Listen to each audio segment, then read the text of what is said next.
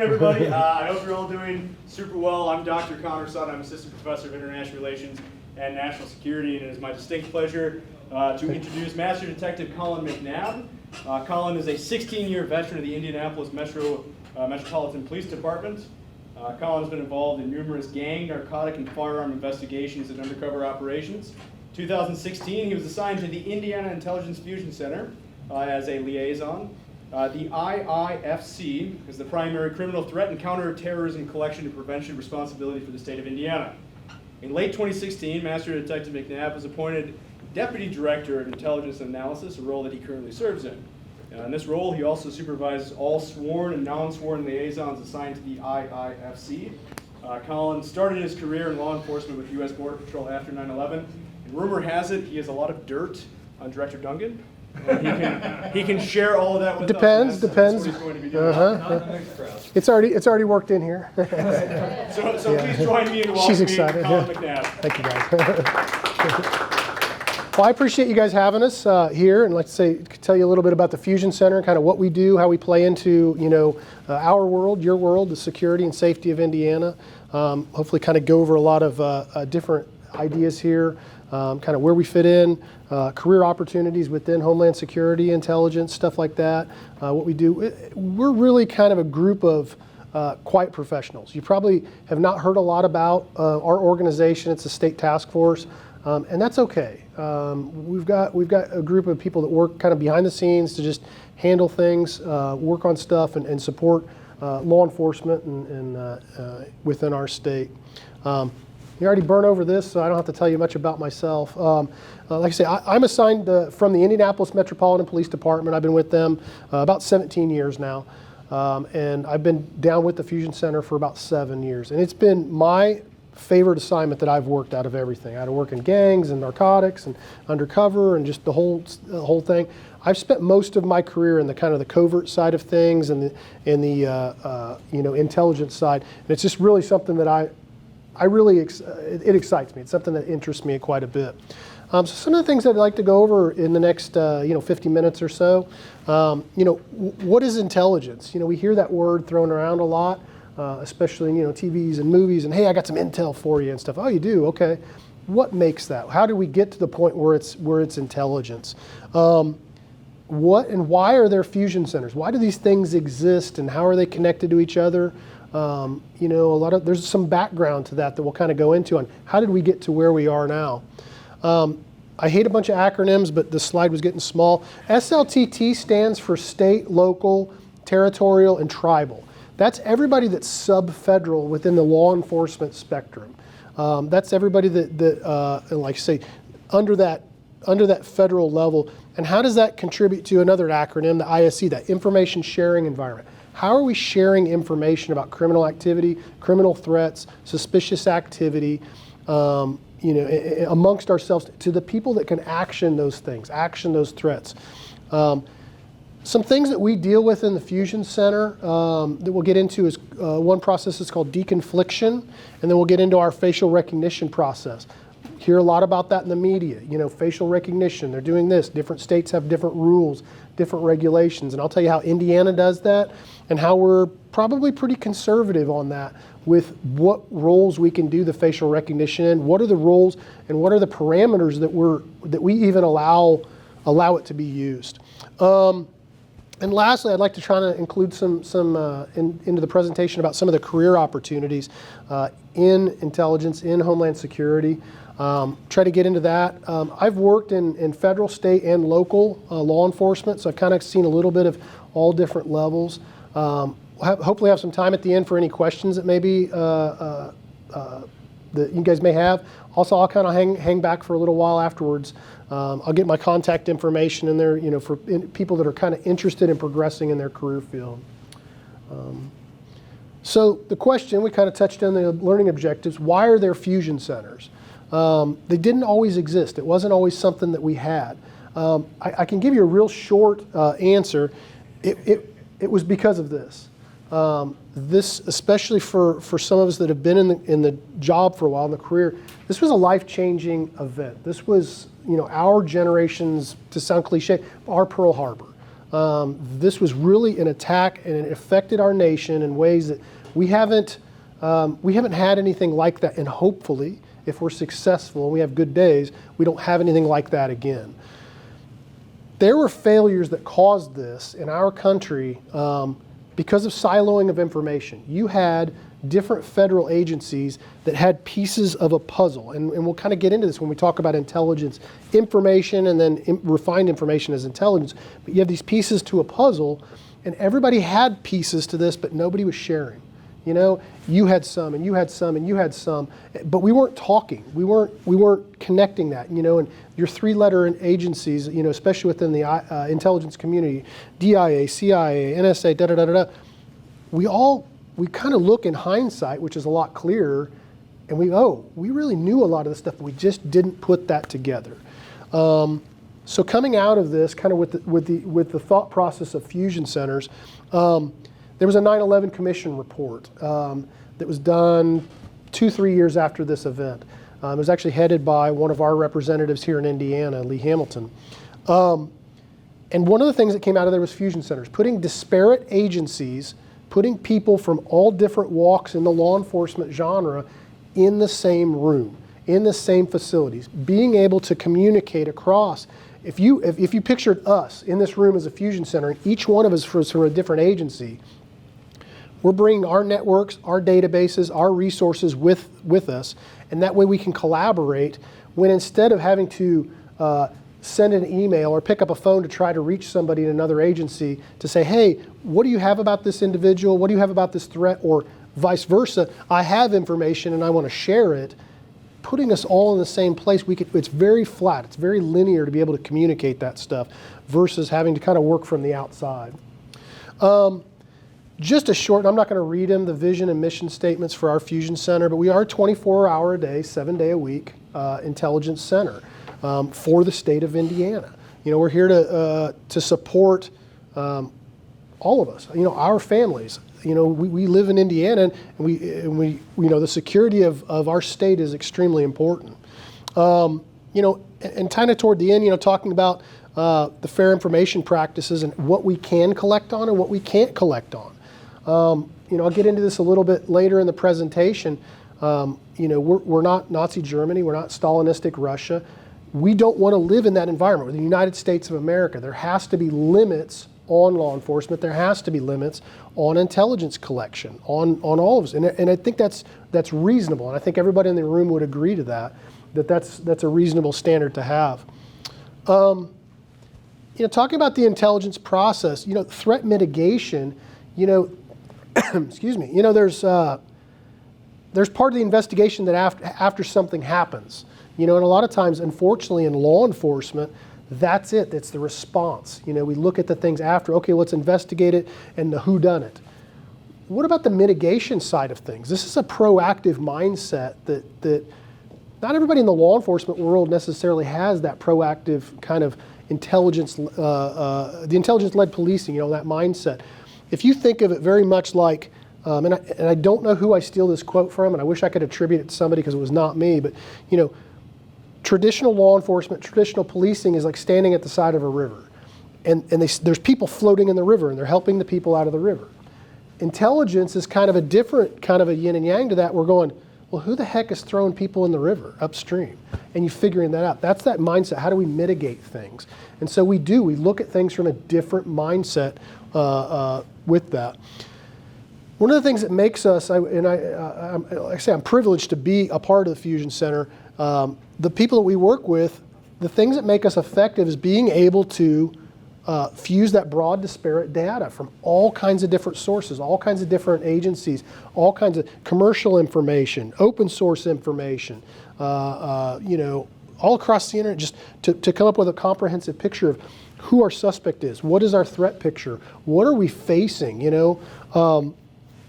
It's a weird metric sometimes in our world.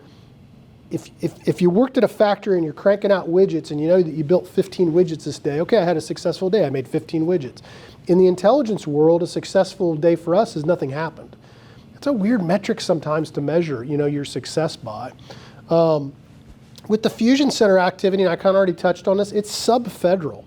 That is below that. And it's the greatest benefit to us at the state, local, county and, levels. We can communicate ourselves and we can take responsibility for the safety and the security of our state, of our communities, of our families. And the last point, I kind of left that in. I was almost going to take it out, but you know, your SLTT, those members are at a unique position for collection and observation of terroristic activity. Me with my giant office, my giant title, you know, Deputy Director of Intelligence and Analysis and all this kind of stuff, a street police officer is in a much better position to observe suspicious activity or terroristic activity than I am necessarily, because they're out and about, they're out in the community. The SLTTs, the state and local officers, are going to be able to see that stuff. They're going to be working on task force, they're going to be on scenes, they're going to be looking at things. And that's why we want to make them part of this process. Within the Fusion Center, you know, as we look at the top, you know, trucks are vehicles, but not all vehicles are trucks. You know, it's kind of the same thing within the Fusion Center. If you've seen one Fusion Center, it's cliche within our genre of work, you've seen one Fusion Center. They're all set up differently. And that's important, because a Fusion Center in Southern California, where you've got millions upon millions of citizens living there, has to have a different responsibility than maybe a Fusion Center in Wyoming or in Indiana. And so the great thing about having them connected, but not necessarily dictated how we must do our work, we can craft and work and set it up so that it is basically the most effective thing for our state, that for Indiana. Currently there's 80 Fusion Centers. Each state has one federally designated Fusion Center. Some states have multiple. Florida, Texas, California, you know, some of the states like Illinois has 2, Chicago Police has 1, and then there's the state of Illinois has them. So there's multiple Fusion Centers. Like I say, we're up to about 80 so far, Guam, Hawaii, we're all interconnected through that Fusion Center network. We're also able to communicate and pass information and receive information. So kind of a short thing, if you can think about population bases, where would you want to put a Fusion Center so that you're sharing the most amount of information? Like we were talking about California, you know, they've looks like they got 7. I thought they had 6, but that's, yeah. Florida's got 3. You know, I think there's 5 in Texas. So you can kind of think of population base where you would put those. One of the things that is important to make us effective is, you know, access and explore all types of different information. Governmental, regulatory, law enforcement information. If you're basing your research of a suspect, a documented criminally predicated suspect, and you're just using police reports, you're only getting part of that puzzle. You're only seeing part of that vision. The totality of looking at different information, you know, what is held in the federal systems? What is held in the regulatory? Do they have a fishing license? Do they have a driver's license? You know, the different types of information. One of the things that traditionally government used to hold most of the information. They had lots and lots and lots of data on us. Tax returns and driver's license and da-da-da-da. In the last 20 years, that's changed. The mass amount of information is actually held on the private sector side of things. Each and every time that we order something out of a catalog, or you're ordering from Amazon, you're in a database. You know, when I call it Papa John's Pizza and I'm ordering a pizza, and then it's like, oh, well, Mr. McNabb, is this for pickup or delivery? I say, delivery. Is it going to 123 Main Street? Well, how do they know that I live at 123 Main Street? I know it's a dumb question. I don't live at 123 Main Street, by the way, but you know, that I'm in a database. I'm in their database. Now, is a pizza database nefarious? No. But the collection of information, we have to kind of think about that. How do we as citizens, where's our information getting collected? Well, then you spin it around. How are our bad guys' information getting collected also? You know, I think back to my time as a gang detective and a known confirmed gang member, I'm arresting him and you're asking him, you know, you're looking for that confirmation. Hey, are you in a gang? Well, no, I'm not in a gang. Okay. But then a different pocket of information. They go to the correctional environment. They're going to get booked into jail, and they're doing a pre-booking interview, you know, in the correctional environment. Hey, are you in a gang? That individual is much more likely to disclose their gang membership because they don't want to get put onto a block with their rival gang members. So thinking about those pockets of information, where is the most credible information going to be held? You know, trying to think of how to tap into that stuff. Our bad guys don't necessarily always update their driver's licenses.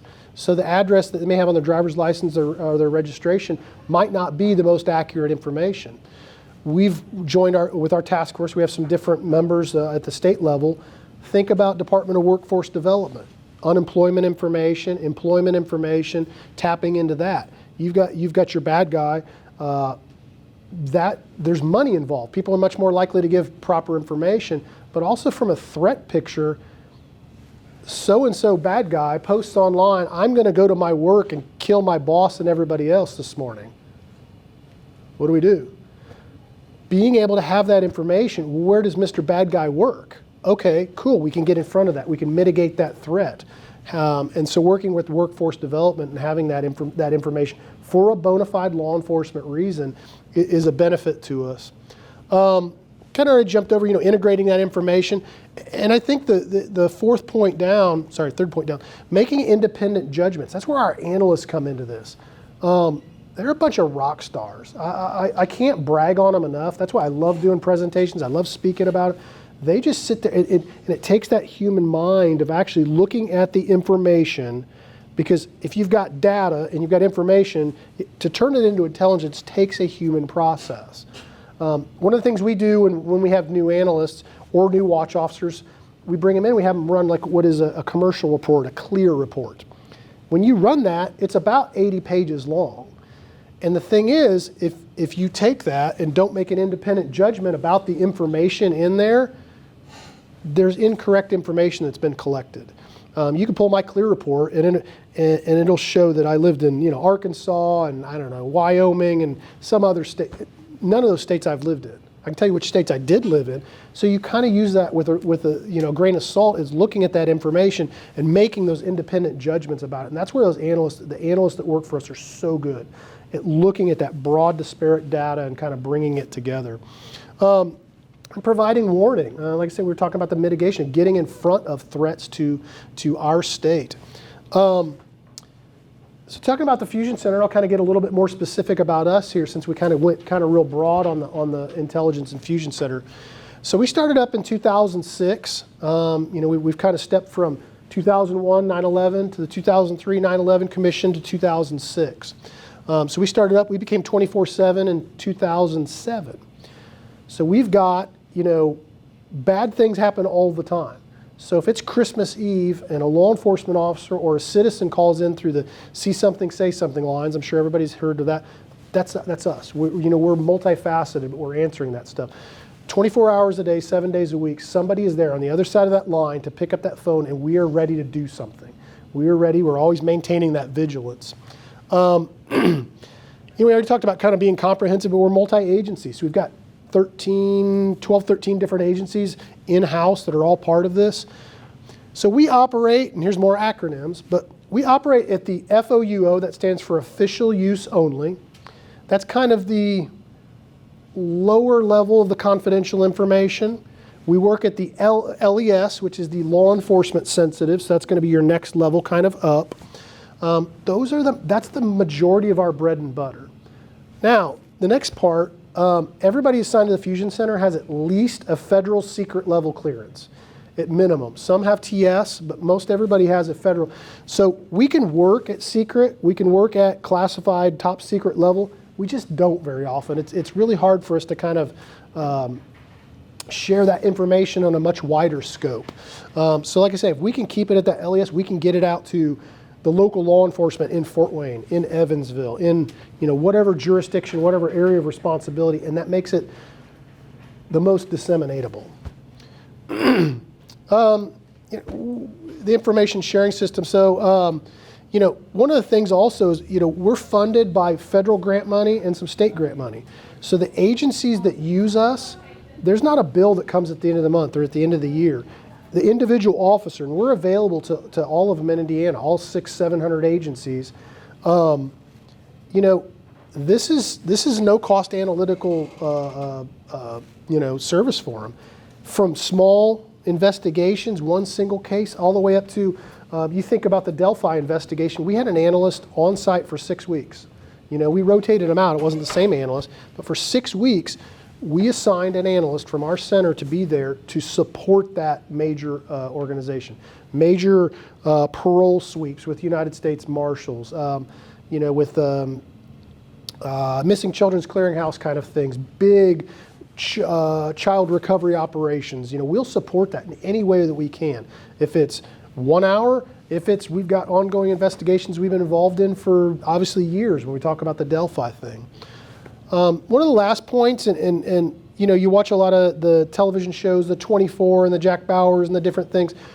We as a fusion center, now you've seen one fusion center, we're not operational. While myself and others are sworn law enforcement officers, we don't respond to things necessarily. We don't have jet skis and helicopters and all the cool, sexy stuff that you see on TV. We are in a support role to help whoever it is that is in charge of that operation. And it's kind of sometimes a mindset difference. You want to go help. You want to get your hands dirty. You want to go be there. We're working on a school shooting, an active school shooting scenario in our fusion center.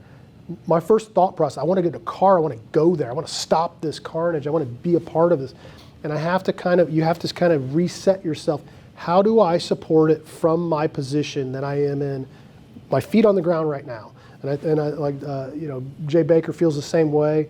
The other people that are at the Fusion Center. And so we're not operational. It's just one of those things that kind of wanted to point out. So I may have touched on it earlier. So we're made up of a lot of different agencies. I've got a counterpart at the Fusion Center, a Deputy Director of Operations. He supervises everybody that's state police. Everybody that's not state police falls under me.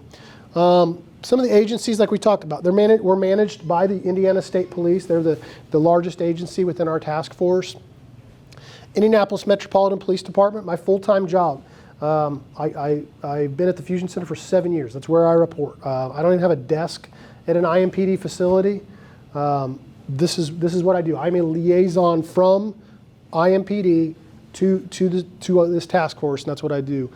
Indiana Department of Correction, I had 2 sworn police officers. I'm down to 1 just through just some unfortunate events. She passed away, not that they got fired, but so I've got 1 there. Indiana Gaming Commission, think about that from a money laundering standpoint. What resources and mindsets did they bring with them?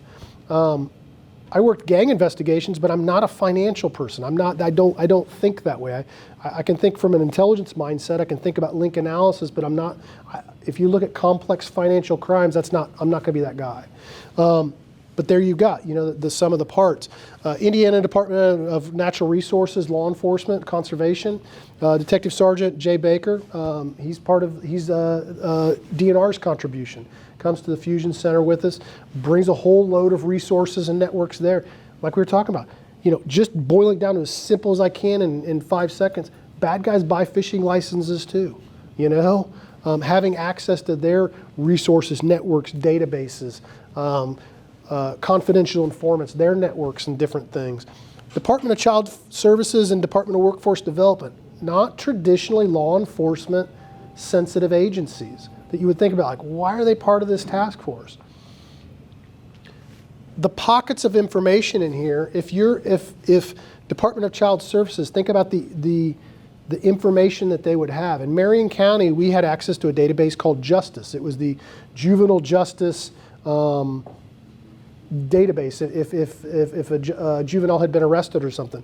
It was a wonderful database to access for link analysis between suspects. If you have information that Collin McNabb's brother did X crime, well, who's Collin McNabb's brother? If it's not in a police report, you can go in there, and it was really well done. And each time they would have contact with the family, anytime they would have interviews, that stuff was updated. It was a wonderful database.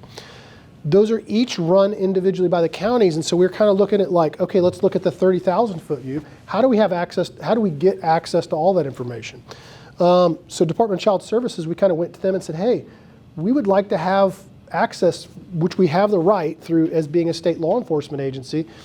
We want access to this, and so we worked on it, and they basically said, hey, we have 2 investigators with DCS. we'll put them in your center, and they'll work on their stuff, but they'll be available to you to access this. They don't want to give us direct access, and I said that's fine. That absolutely works. Workforce development, having access to that wage and hour information. Bad guy says, I'm going to kill my boss. Where does bad guy work? We look at that stuff. We do have federal components to our task force, FBI, TSA, and USDHS. In United States Marshal Service, I've got them on a part-time basis as needed. National Guard, counter drug. We've also got some local contributions with Kokomo Police Department. Lafayette Police Department have part-time analysts that work for their department that come in 1 day a week, 1 to 2 days a week, and work with us, bring their case information, but share information also. Hey, what is the trending? If you think about it, we're sitting in Pendleton or Anderson. Well, criminal activity that happens here, if we just look at it with our blinders on, is it happening in Muncie? Well, yeah, probably. It's probably the same people. Is it happening down the road? Is it happening in Noblesville? Yes. Our criminals aren't bound by boundaries and county lines and all that kind of stuff, while we are as law enforcement jurisdictionally. It's not as common as you think.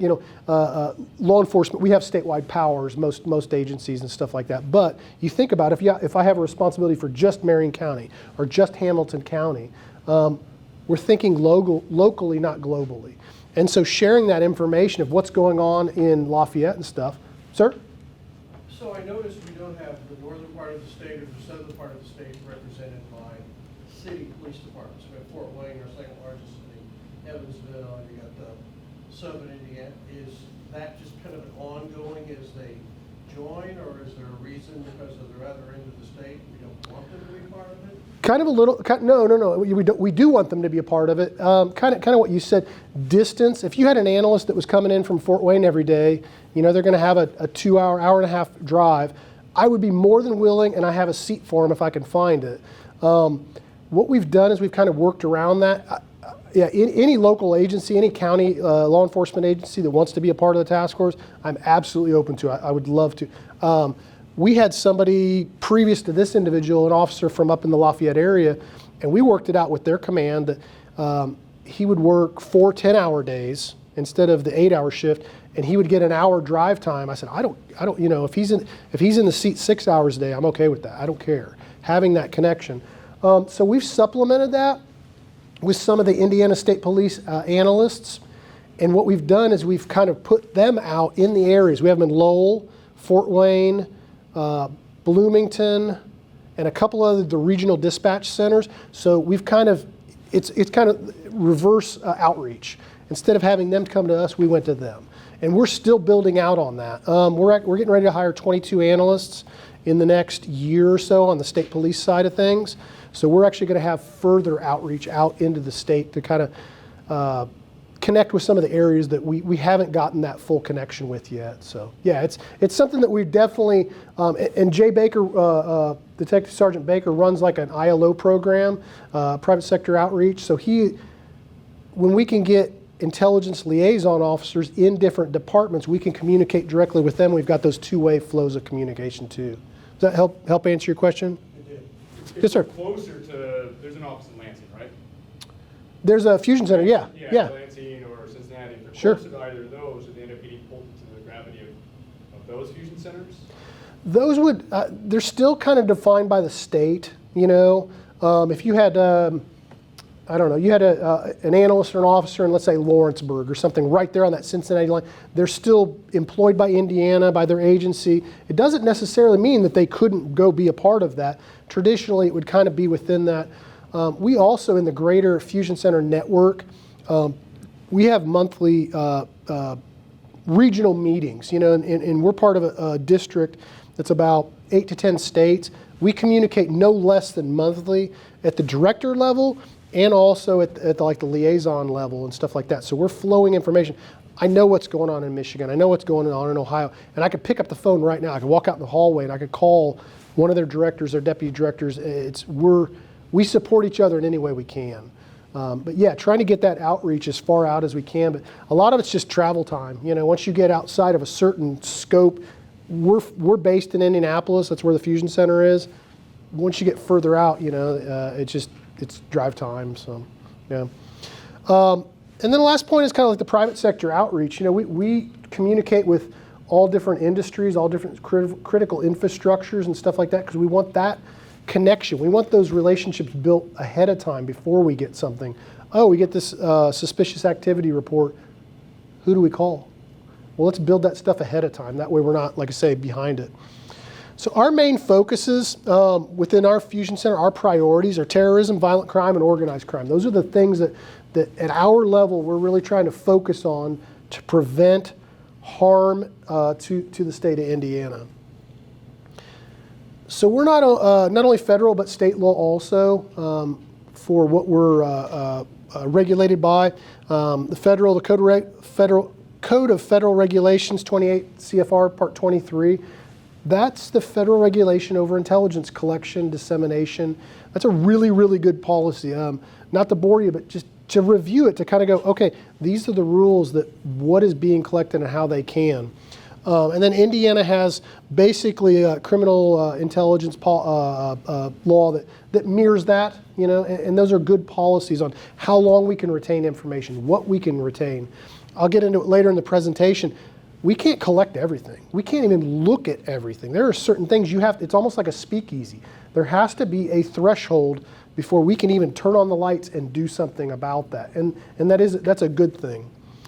I kind of already jumped on this on the 28 CFR and why this is and how we maintain information, how we search it, how we get rid of it, how is it purged and destroyed, how is it deleted, the review process of that.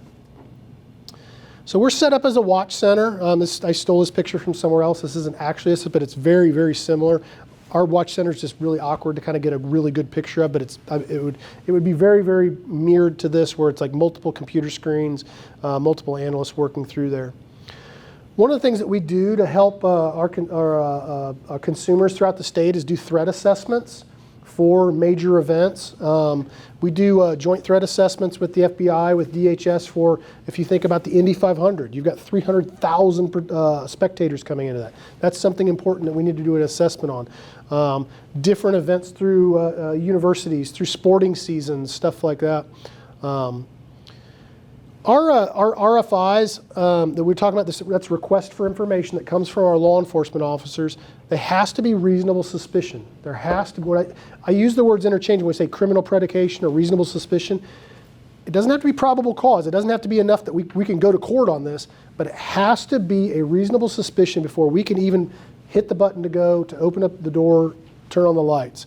And that's basically that your subject is a known suspect in a criminal activity.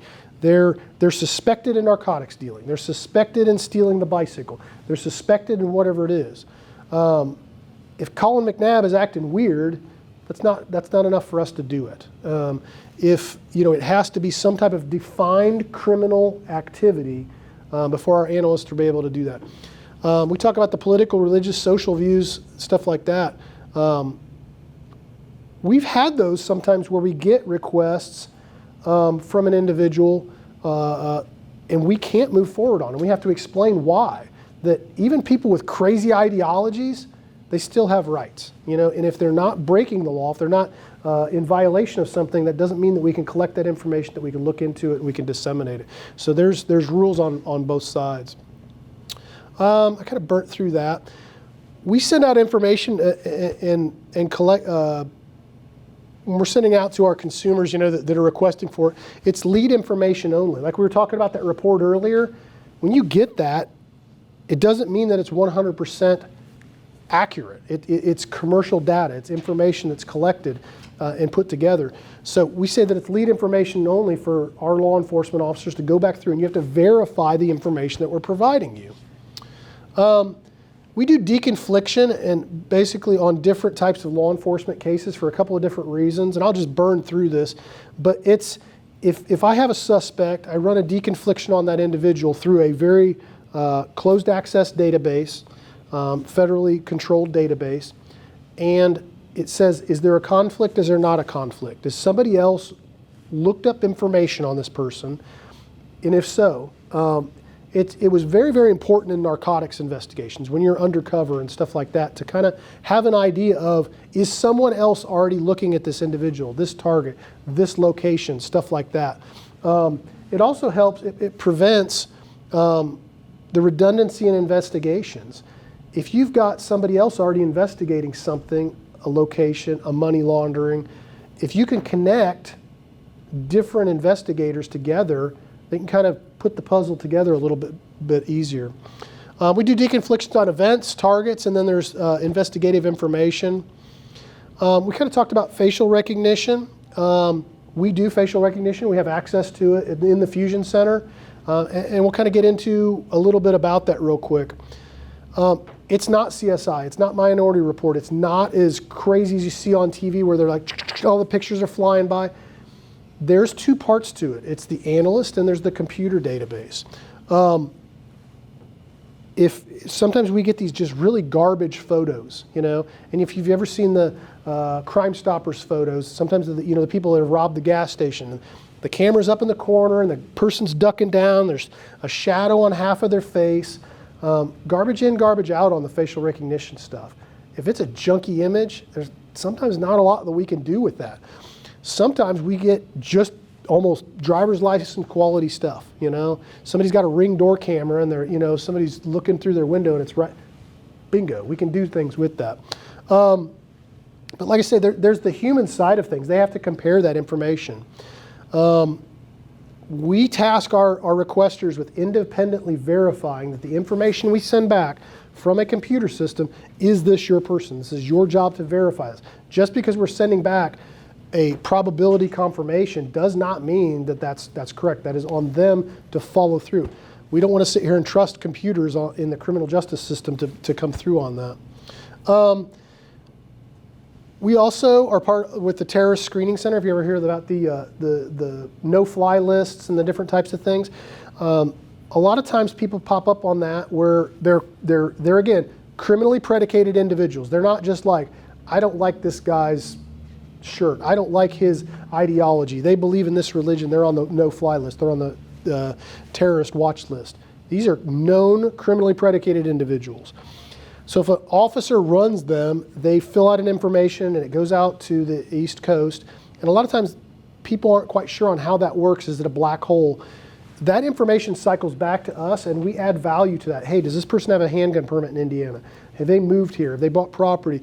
Have they been arrested in Indiana? Why is this person on the terrorist watch list in Indiana? So we add that value back on that. So some of our partnership, you know, that we connect with, police, you know, fire, EMS, the emergency management, the private sector, you know, we try to build those liaisons, those connections with all these different agencies. When we get, you know, a school threat, not only do we want to send that to that local agency and that AOR, we want to connect with that school if we can. You know, we're always trying to strengthen those relationships, try to build those ahead of time. That way we've got them before we need them. We try to talk about suspicious activity report. This is kind of when you look at something and it's a little weird, but we're not quite sure what bucket it fits into. See something, say something lines, the email, the different types of stuff like that. You know, we're looking at different, you know, people making threats, testing or probing of security, stealing, you know, uniforms, theft of losses of badges or credentials, cyber attacks. Why are people doing this? We want to know this, but we kind of collect that information from a suspicious activity. Photography, somebody walking down the street taking pictures of stuff, is that in and of itself suspicious? No, not necessarily. In the totality. Are they taking pictures of stuff and they also checking door handles? You know, are they doing different types of nefarious activity? That's kind of what we want to start putting these pieces together to look at what is suspicious activity. A lot of our different critical infrastructures, you know, within, you know, chemical manufacturing, water and waste, you know, do we want to have control over our water treatment plants? Well, yeah, we do, because that's very important. We all drink water each and every day. So we talked about kind of the see something, say something lines and the different ways that we report that information. You know, we could pass that to the FBI when necessary. We'll put it into the National SAR initiative. But we want to get that information out to the people that can make choices and responses to those kind of things. I wanted to kind of burn through some of those slides because I'm kind of coming up on the end of my presentation. Like I say, save some room for questions and I'll hang out afterwards and stuff like that. Career opportunities, I know that a lot of you are kind of maybe trying to figure out where you want to go and what are the different opportunities out there.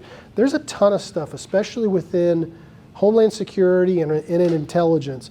A lot of the stuff isn't as advertised as we think of. You know, maybe most of the people in the room might not have had any idea what a fusion center was before today, and that's okay. Like I say, it's a group of kind of quiet professionals that do stuff behind the scenes. You see news stories on the news, in the newspaper all the time that deal with Indiana. We're involved in that a lot of times behind the scenes. You know, we have some hand in that part of that event, and so it's kind of interesting to kind of after the fact look at that like, oh, I know some more of that. I was a part of that. I helped with that, whatever it is. You know, so different things. I mean, it's not always that you have to just be a sworn law enforcement officer. That is one path to working within our genre, working in the intelligence, within the Homeland Security side. But the intelligence analyst is another completely different career pathing that's something that could be considered as, like I say, looking forward, as going forward. You know, state, federal, local, National Guard. I touched on earlier in the presentation, you know, within the Fusion Center, it's a really good entry-level spot to kind of get your feet wet, get going, to really learn about it. We're expanding through state funding. Like, let's say the legislature really decided that, hey, we want more of a footprint on the ground. So we're bringing on 19 more analysts, 3 more supervisors onto our fusion centers. There's a lot of opportunity there. You know, we're working all the different shifts, and you get to be involved in a lot of things. You really feel like you have I feel the privilege of being a part of the Fusion Center. I've spent 7 years there as my career. It just really is an interesting experience in being a part of this and stuff like that. So here's my information. That's my email. If there's any like questions and stuff like career pathing, or you know, just questions down the road of like, hey, who do you guys participate with, or do you have a connection with this, or hey, we really think that the Fusion Center would have a benefit of having a relationship with X organization, whatever. Like I say, don't hesitate to reach out. I like to facilitate those kind of connections, those relationships and stuff like that.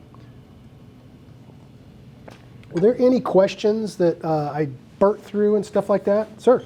Where will those positions be posted? Good, yeah, thank you. So they'll be currently on like the state police's website. We're trying to get them also put into the Indiana State Job Board. But yeah, the easiest way is just to kind of set up a notification through the state police's website on the in.gov. And they'll notify you when you're looking for certain types of positions and stuff like that. But yeah, just keep a monitor on that and stuff like that. And are those positions that are already posted? I don't, they probably will be after like the first of the year. Like I say, we're just kind of finalizing kind of how we're going to structure the interviews and stuff like that, because this will be the largest amount that we've ever tried to hire at one time. And they may stagger them out and stuff like that, but would be just, like I say, really, really good entry-level positions and stuff like that.